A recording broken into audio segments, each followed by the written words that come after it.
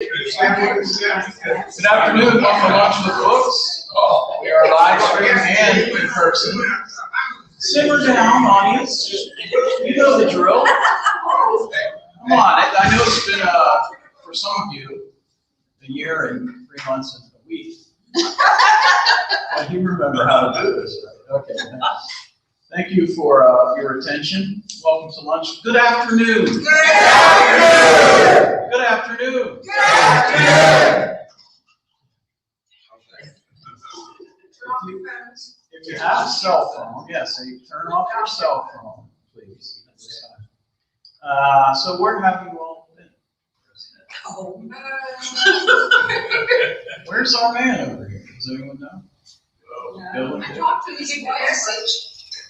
Right here. Yeah, he's usually here. So I called Harold, Sean. I Mom? called Harold the other day, and I called him today, but he doesn't Okay. know these videos. Well, all right. In any event, we'll get the word out and we'll return to normalcy here at some point. Meanwhile, we are, as I say, doing both live stream and in person here. And I'll just make a couple of announcements and then introduce our guest who's being very patient while I yammer on. Next Tuesday at noon at Lunch with Books in this very room, we are going to present a program about the praying mantis.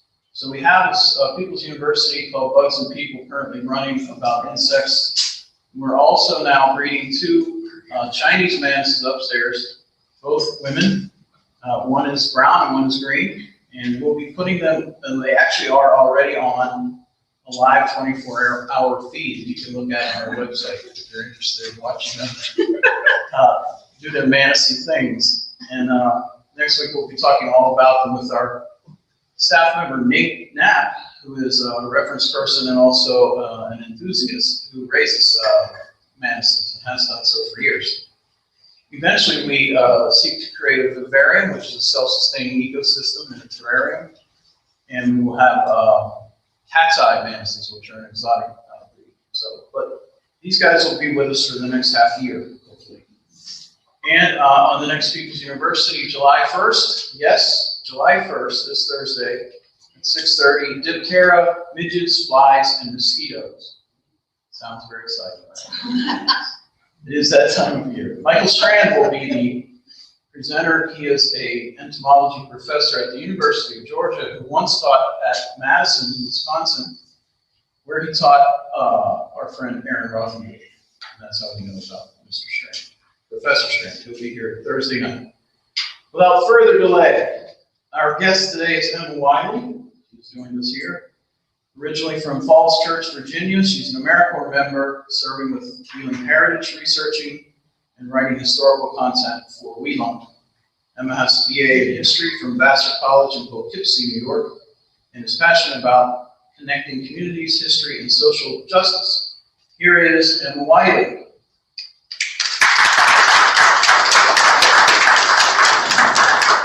Hello, can you hear me okay? Yep. Awesome. Hello to everyone on the live stream.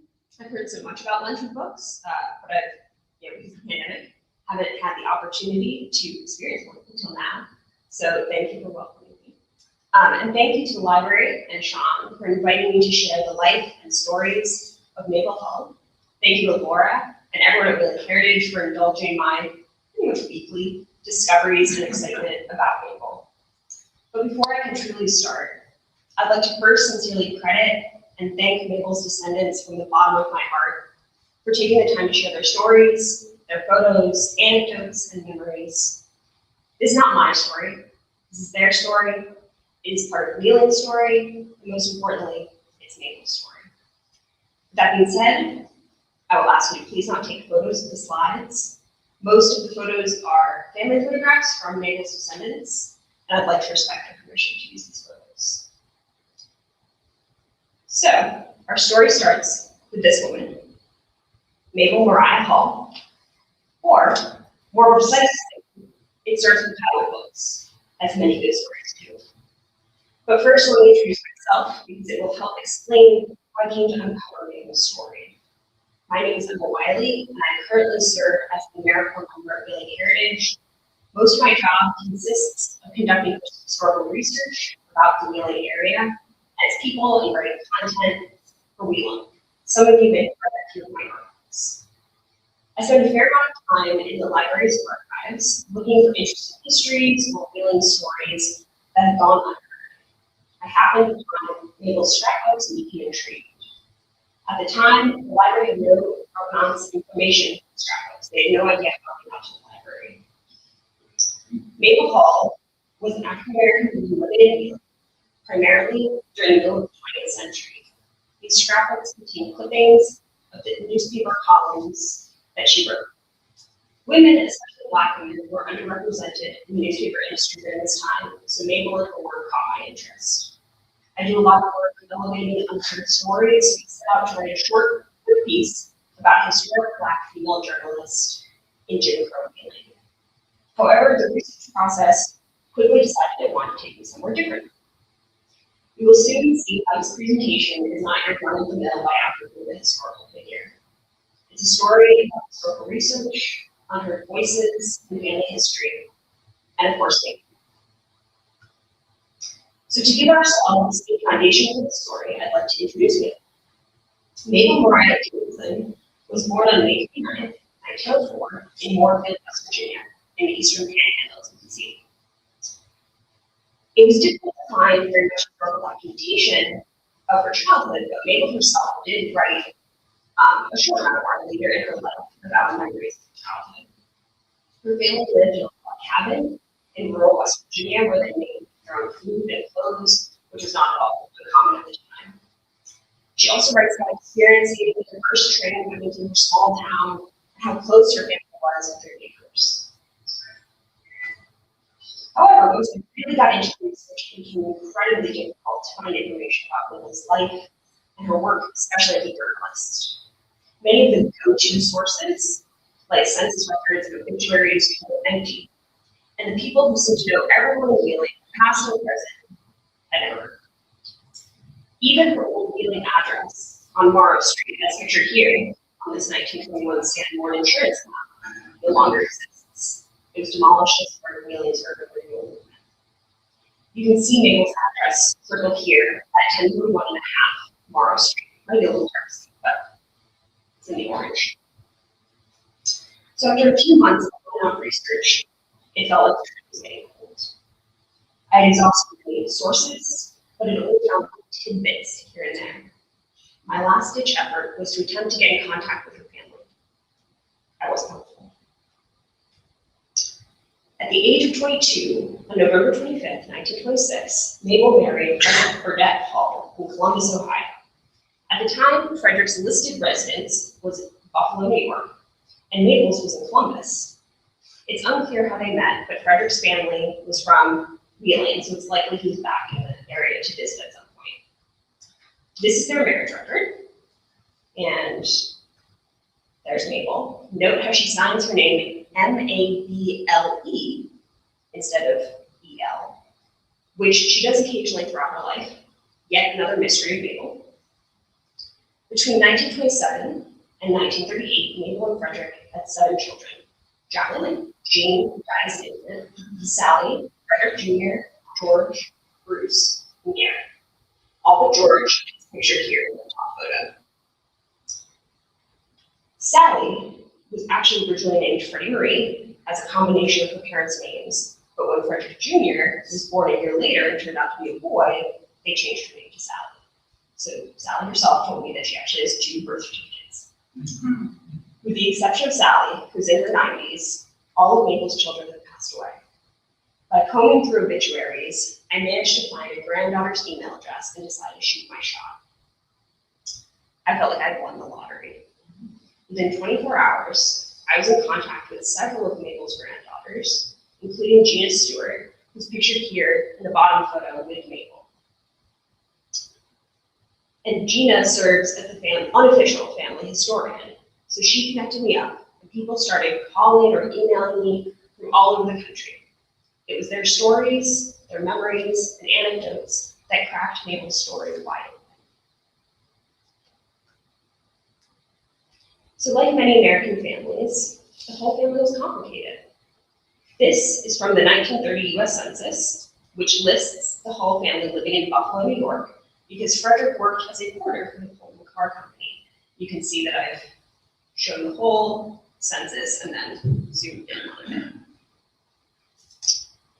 Shortly thereafter, they moved back to the Ohio Valley area, where Mabel and Frederick separated in the mid-30s, even though their last child, Garrett, was born afterwards. Most of the children lived with Frederick, with the exception of Jacqueline, the eldest daughter, who lived with her great uncle, and Garrett, the youngest son, born after they separated, who remained based in Weelunk with Mabel. Mabel's relationship with her children was complicated, especially by the fact that most of them grew up and lived apart from her for the majority of their lives. According to Sally, Mabel's only living child, after her parents' divorce, the children, other than Jacqueline and Garrett, basically lost contact with their mother's side of the family. Garrett remembers his relationship with his older siblings to be somewhat distant, but that they would occasionally visit each other. However, despite the remembered animosity, there's still evidence of love and affection. One of the only non-newspaper items in Mabel's scrapbooks was this letter, picture on the screen, from Bruce, George, Sally, Frederick, and Jackie, postmarked March 1948. It gave updates on their lives in Findlay, Ohio, where they lived with their father, and concludes with dozens of X's, presumably representing kisses. As many of you have probably experienced firsthand, not only are families complicated, but family history is also complex. Memory is a fickle thing, and even members of the same family remember events differently. So I tell you all of this because Mabel's family history provides important context for her work for the newspaper. When I set out to learn more about her newspaper career, I began to learn more and more about the intricacies of her life and realized that it was her personal life and history that made her newspaper writing all the more interesting, not the other way around. Even though her scrapbooks, which are chock full of newspaper clippings, are one of the only physical traces left of Mabel in Weelunk, her work with the newspaper remains the hardest to find any information about. So despite working full-time, Mabel still managed a column in the Weelunk News Register during the 1940s and 50s, mostly covering society news from Weelunk's African American community. Most of Mabel's clippings do not include dates, which makes it difficult to pinpoint exactly how long she worked for the paper. Her subjects ranged from the Lincoln School to the YWCA's Blue Triangle branch to church activities and more. Since the newspaper was a side gig, Mabel would occasionally weave her own jobs into the column, such as events that she would see while waitressing at the Hoge Davis Tea Room on 14th and Market. Mabel also covered more prominent events like the Freedom Train, stopping in Weelunk, or the success of Everett Lee, the famous Black orchestra conductor from Weelunk. So you can see some of her subjects are up on the screen, just as a little taste. Because she didn't have enough to do, during the late 1940s, Mabel also wrote a column called Breezes from Weelunk for the Pittsburgh Courier, which also covered society news from the African American community in Weelunk. The Pittsburgh Courier was one of the most popular Black newspapers of the 20th century, regularly advocating for Black representation and equality. It often had prominent contributors such as Marcus Garvey, W.E.B. Du Bois, and Zora Neale Hurston. Mabel was in good company. As women started breaking into the newspaper industry, they were often relegated to the society or women's sections, covering the gossip, the drama, and the news of the community. During the time of Jim Crow segregation, when Weelunk's communities were largely separated by race, Mabel pulled the everyday news and events of the Black community into conversation with the white community. Mabel was writing within this context of Jim Crow Weelunk, but also observed the start of segregation's deconstruction. While most of her articles in her scrapbook are her own, she does proudly include an article written by her teenage son Garrett, detailing his experience being one of the first Black students to integrate Weelunk High School after the Brown versus Board of Education ruling in 1954. No doubt he was encouraged or inspired to write by Mabel. In addition to her full-time job and newspaper writing, Mabel was also involved in the local community. She not only taught sewing lessons at the YWCA Blue Triangle, but she also served on numerous committees, including as secretary for the Committee of Management, Executive Committee, and the Interracial Committee. Throughout her activities, she helped raise money for World War II loans, she mentored young working girls, and she even gave speeches to local groups like the Elm Grove Women's Club. Mabel's community involvement informed her articles about the news of Weelunk African American community. Mabel's articles and scrapbooks are important artifacts of a thriving African American community in Weelunk during the Jim Crow era. In general, according to historian William Sturkey, Black communities received far less coverage than their white counterparts, but Mabel's articles preserved the memories of her LWB neighbors on Morrow Street. They celebrated national Black leaders in Weelunk and encouraged support for local organizations like the YWCA and the NAACP. Here's kind of a sample of some of her articles, especially as she arranged them in her scrapbooks. So what happened to Mabel's newspaper career?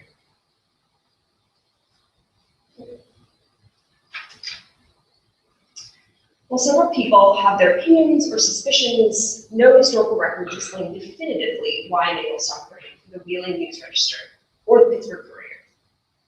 A section of the Hull family memory, according to her grandson William Williams, believes Mabel might have been let go from the Weelunk News Register when they found out she was Black. She heard this story about her daughter Jacqueline, William's mother, and her family's experience moving to Japan during the 1950s. While Mabel had passed for white, Jacqueline had darker skin, which supposedly somehow reached back to the newspaper. What is curious and complicates this theory is that Mabel wrote predominantly about Weelunk's African American community. Seems unlikely that the paper would not be aware that she was part of that community, especially as she wrote, talking about herself in the first person in these articles. In addition, the article about Jacqueline's family moving to Japan was published on June 7, 1953, but Mabel continued to publish articles into 1954 and 1955. So while it was not an unusual circumstance for lighter-skinned Black people to pass for white for a job during the Jim Crow era, colloquially known as passing 9 to 5, it's unlikely that Mabel was fired due to her skin color, at least in these particular circumstances, as it's remembered in family history. So what did happen? Makes a little more sense that Mabel wasn't actually in Weelunk at the time. The city directories list Mabel as living at 1041 and a half Morrow Street from 1946 to 1956, but she's nowhere to be found in the directories from 1957 to 1961. Priscilla Hull, Garrett's wife and Mabel's daughter-in-law, confirms that Mabel moved to Danbury, Connecticut in the late 1950s, after Garrett graduated high school and started going to the West Liberty State College, now known as West Liberty University. Mabel did eventually move back to Weelunk in the early 1970s, but as far as I can tell, did not continue her newspaper writing. So no matter the reason why Mabel stopped writing for the newspaper, whether it was as benign as choosing to leave the position due to other responsibilities, or as malignant as racism, it was clearly an important part of her life and leaves behind a valuable record in Weelunk history. Late in life, Mabel began to suffer from dementia, ultimately getting diagnosed with Alzheimer's. She passed away in 1995 at the age of 90 in New Hampshire, while living at an assisted living center near Garrett and Priscilla. Garrett is most likely the person who donated the books to the library, the scrapbooks. Mabel was returned to West Virginia and buried at Thorn Rose Cemetery in Kaiser, less than an hour from where she was born. A person's life is anything but straightforward. There are memories that people remember completely differently, and holes that may never be filled. It's a collage of contradictions, struggles and successes, beautiful memories, and aspects some may like to forget. Mabel's story showed me the power of family history when coupled with persistent historical research. Occasionally, the historical records fail you, or at least need some clues to start you off in the right direction. For much of this journey, Mabel felt somewhat like a tenuous ghost, almost as if I dug too deeply into her history, she would dissipate. More than once, I wondered if I made her up in my head. But meeting Mabel's family grounded her and convinced me that she would never disappear into the attic of people history has forgotten.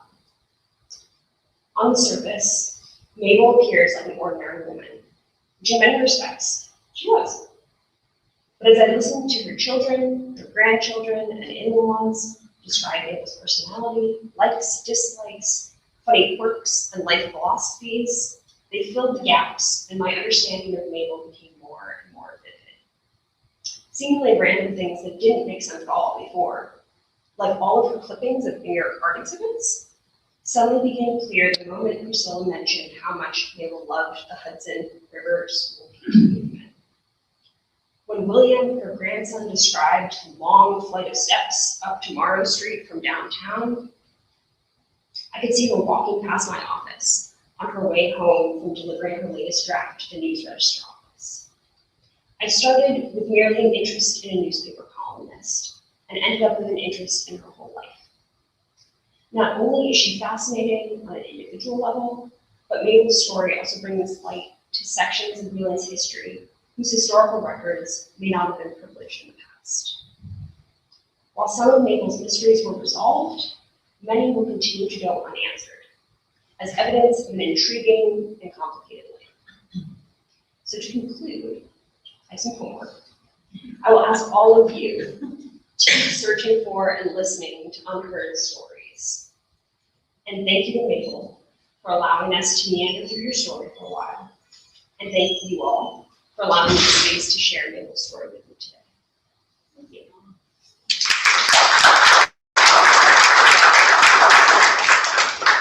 Anyone has any questions? Yes, I do. You say the newspaper writing seemed to be like a sideline for her. And at one point, I think you mentioned that she was a waitress somewhere. Were there any other kinds of jobs that she had full-time you're aware of? So in the city directories, it kind of goes back and forth, so it never becomes super clear, but it does list the tea room, like I said, and also lists Stone and Thomas. So she did work there. So it seems like she worked the sorts of, not like minimum wage jobs, but you know, waitressing or working behind the beauty part or beauty counter at Stone and Thomas. And I'm sure there were other jobs as well. And here, her youngest son even lists her working all these various jobs. It doesn't specify what they were. In part, he wrote a short biography in his childhood. So jobs like that would have been available to middle-aged women working in the 40s, 50s, and 60s. Yeah. Did you have any luck with the newspaper as far as maybe filling in some of those blanks as far as there was no record of her being in town, or were they able to fill in any gaps? So I did reach out to the newspaper a couple times. They did not respond. However, I did search through, due to the library, the Intelligencer has a great record online, and so I did search for her there, especially during the beginning stages where I just couldn't find anything about her. And I would find little mentions of her. That's what I was saying with the tidbits. I find little mentions like, oh, Mabel Hull of the YWCA Blue Triangle is teaching a sewing class. Sign up here. That kind of thing. But certainly nothing about her history, certainly nothing about her newspaper writing career. And reaching out to the newspaper didn't serve me very well. That's interesting in itself. Yeah. Yeah, Margaret. Emma, did I catch that after the divorce, the children went with the father? I guess I'm wondering, is there a story there? Why would a woman's children go with the father? So almost all of her children went with Frederick, their father, with the exception of Jacqueline, the eldest daughter, who lived with Jacqueline's great uncle. I'm not sure which side of the family. And Garrett, who stayed with Mabel because he had been a newborn at the time. This is where the family history gets a little complicated, and where I was saying, family history can be a little fickle sometimes because different parts of the family remember differently why the children were taken away. there are a couple different theories, and they're not hugely supported by historical documentation. For example, the only living child, Sally, remembers there being a court involved. However, other members of the family vehemently disagree. There was also, Garrett writes in his autobiography of his childhood that Mabel had surgery shortly after he was born, and therefore wouldn't have been able to care for all of her children at the time. And Garrett himself spent some time with other parts of his mother's family, like his aunt, or I think his maternal grandparents, for short periods of time, a couple months at a time. So that's one of those tricky situations that there isn't a whole lot of historical documentation. I couldn't find any court records, at least in Ohio County. They could be in Ohio, they could be in other counties in West Virginia, they could be in Buffalo, New York, who knows? But it is one of those things that even within the family, they disagree. What about her education? Did you find out anything of like, where she graduated from high school? Did she have any college? So that's one of the mysteries of Mabel that remains unsolved. One of the only things I could find was in one of her newspaper articles, she herself writes about how it was actually an article about the tea room closing after so many years and how sad that was. And she was reminiscing about the fact that was one of the first jobs that she ever had to be able to pay to go to boarding school. I don't know where she went to boarding school. I couldn't find any records of either boarding school or college. As far as her grandchildren are concerned, at least Gina, she doesn't know about anything either. So another mystery of Mabel that may go unsolved for a while. Now, of course, there may have been editors involved, but it sounds like her writing was good. It would suggest that she had some education, or was very intelligent or whatever. When you read the articles, do they read well? Yeah, they definitely read well. They read a lot like a society kind of section.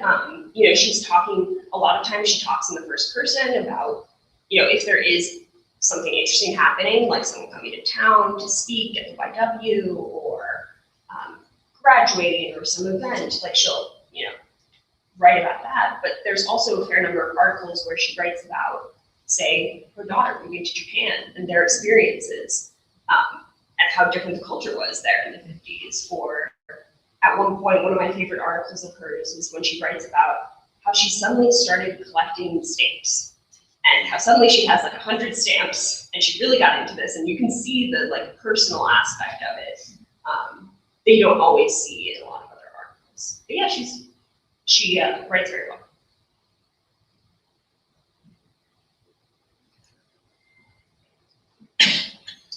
Yeah. I'm interested, again, when you were talking with grandchildren, was there any pushback? How did the family feel about her not being able to raise the children? And I'm wondering, a Black woman by herself, making what she might make, working, raising, 6 kids, how would she make that do? I'm wondering if economics play a part in that. It definitely could have. Garrett does write in his autobiography about how, because of economic challenges, he would spend a few months with other members of the family occasionally. And also writes about kind of how having a mother who worked full time, he was able to have this kind of sense of freedom, which, he was a young man writing at the time, so I'm sure that also played a part in it.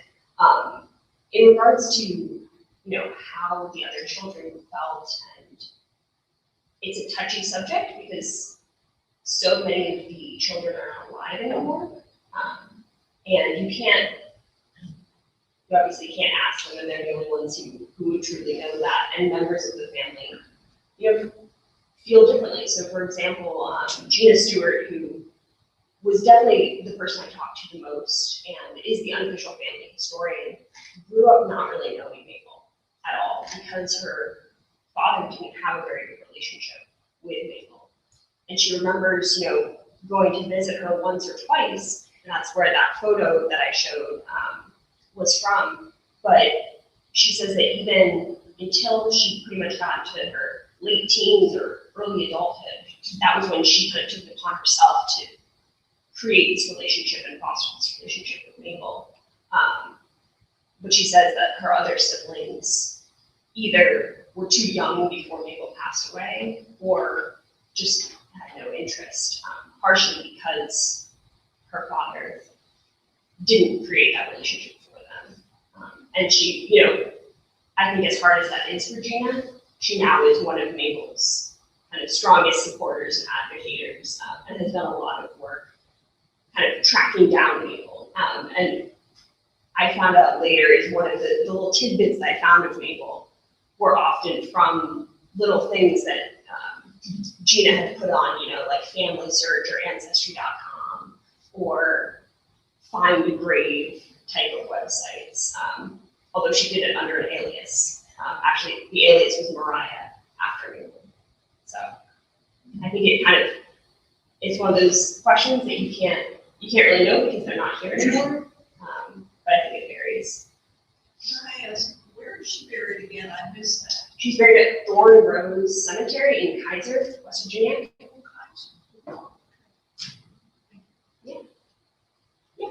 Did you mention where her ex-husband worked?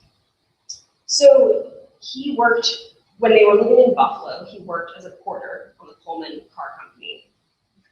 And when they came back to Weelung, I'm not sure what he did in Ohio, but at one point, one of the grandchildren told me that he worked for a short time for Weelung Pittsburgh Steel as possibly a chauffeur, but none of those were, facts that I corroborated because I was more focused on Mabel. I wonder how he took care of those children.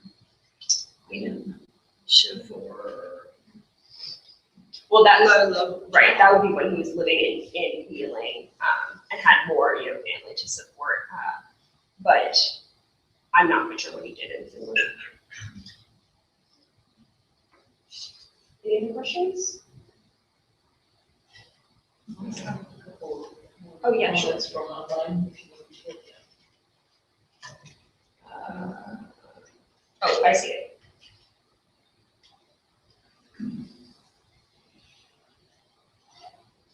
So one of the questions was, what's your favorite archives discovery during your research?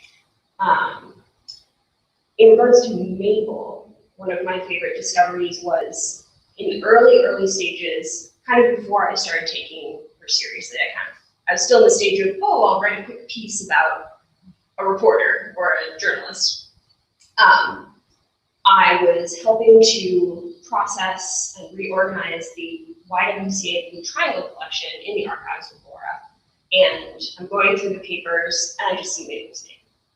And that was really cool to see those connections and kind of rekindle. I was like, okay, so if I can't find her in the newspaper, I can't find her online, and I can't find her in the census, at least I can find her mentioned here as being part of this committee or that committee, or being the secretary and knowing that she wrote this piece of paper kind of thing. So that was pretty cool.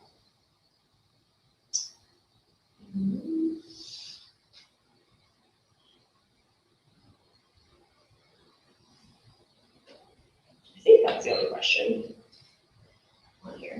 But if there are, Any other questions from the audience? You saw the comment from her granddaughter, yes. just thanking her for going on. Yeah, so Gina was watching here today and definitely played a role. Hello. Everyone says hello, Gina. Yeah, Laura. I'm curious, and I can't remember if we talked about this, but you said that Mabel wrote something, like an unofficial. Yeah. The family has that. Yeah, so she wrote a very short, it's about 2 pages. Kind of, it's not exactly a narrative, it's more of a jumble of memories from her early childhood where she she talks about where they live. She talks about, everyone, how her mother would collect water from their neighbor so that she could come back and do the washing. There's a little bit of a funny story about how her younger brother set the porch on fire because he was trying to bake bread, I think. Little stories like that, but also like intertwined are these kind of, big moments in someone's life, like seeing the first train coming through and being scared and running up the hill because this big train is coming through your town that's, you've never seen that before, or seeing her grandmother see elephants for the first time when the circus came to town, things like that. Was there anything about her ancestors? So, Was there any slavery in the family? So Gina has done a lot of family history that goes back further than Mabel and Frederick. I didn't really get into that. I think there was slavery somewhere back in the family history, but I personally didn't go into that. But Gina's done a lot of family research, and I personally use Family Search when I'm trying to conduct research like this to figure out relationships. And when I finally connected up with Gina, she was like, "Well, did you see all I put on there?" And I was like, "No." Gina actually did research for Family Search. I was like, "No," and she goes on. She's like, "Oh, they took it down. Someone took it down," and so she put it all back up. And I was like, "Oh my gosh, if only I had this a few months ago." But yeah, Gina's done a lot of that research. I just don't personally know it. Margaret? How many grandchildren does she have? I don't know a specific number. I talked to probably 4 of them, all from different parents, different children of Mabel's.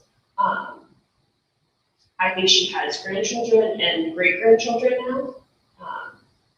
In fact, oftentimes when I was talking to one of the grandchildren, they'd be caring for a great-grandchild or something. So it's kind of fun to see that kind of generational little thing, but I don't know a specific number.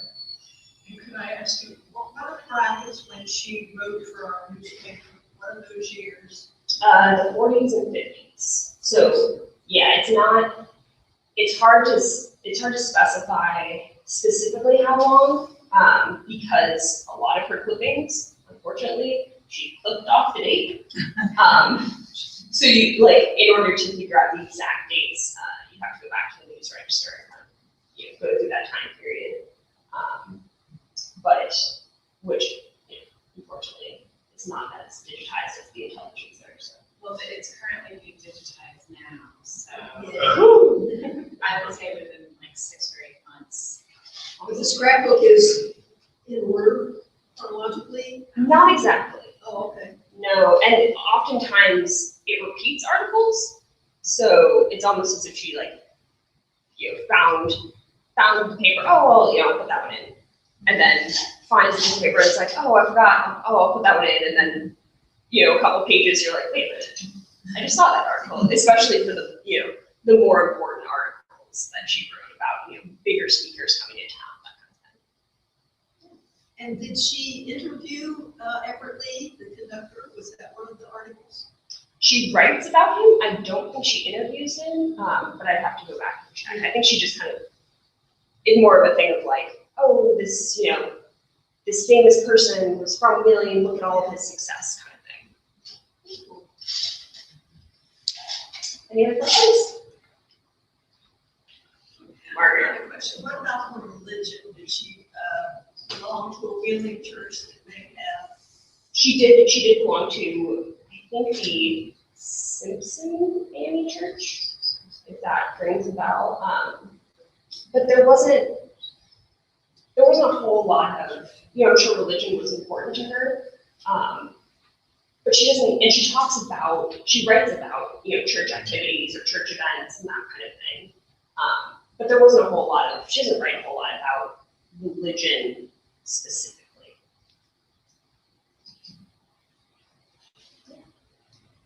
I just wanted to mention too, that when I first came and started working in the archives, I think it was about 2017, the material was there, but Erin, as you guys all know, she is the one that kind of, that's how she discovered Edward Lee in those scrapbooks. So these 3 little scrapbooks have just turned out so much interesting information, and it makes me think about what else is in there and what other stories, and thankfully there's people willing to do the research and get the stories out there, so I just wanted to put that out there too, so.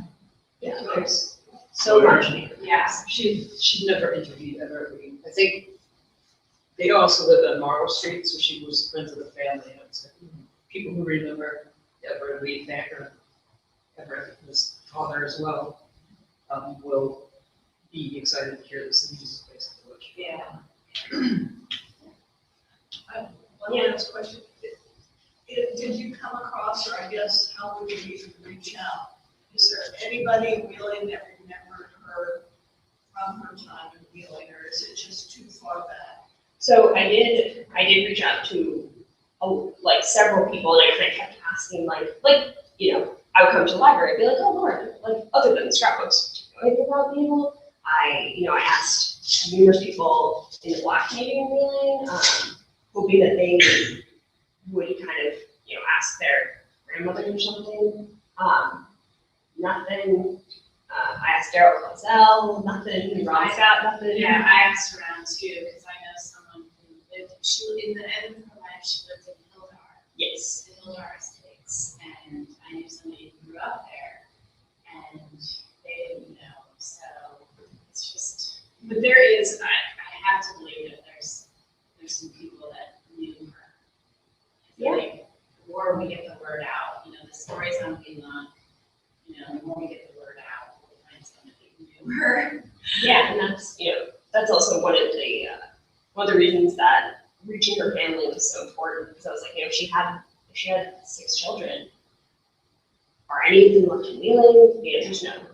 None of her grandchildren live in Wheeling, as far as I know. However, they are coming back soon for a reunion in Weeling, which is kind of a nice, circle back around kind of thing. So. Are there any names on the bottom of that picture of those people there for the blue triangle? Yep, their names. It's a little hard to see, but Mabel is the second from the right. There are names, I can't read them on the screen right now, but in fact, when I showed that picture to Gina, she immediately was like, oh my gosh, that person is the cousin of my dad, or, all these connections of people just in that photo. But, those people are long past at this point. So. Any questions? Can we wrap it up? Awesome. Great job.